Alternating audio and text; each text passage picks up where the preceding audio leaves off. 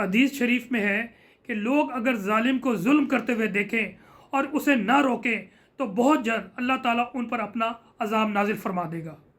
السلام علیکم میرے پاکستانیوں، آپ دیکھ رہے ہیں law and state with advocate Atiq ur Rahman Siddiqui. آج اسلام آباد ہائی کورٹ میں، سپریم کورٹ آف پاکستان میں اور ڈسٹرکٹ کورٹ کمپلیکس میں انتہائی اہم کیسز کی سماعت ہوئی۔ سب سے پہلے جو اہم کیس چیف جسٹس اسلام آباد ہائی کورٹ عامر فاروق صاحب کی کورٹ میں تھا، وہ پاکستان تحریک انصاف کے 3 کینڈیڈیٹ جو کہ آزاد کینڈیڈیٹ کے طور پہ کانٹیسٹ کیا، NA46، NA47 اور NA48 سے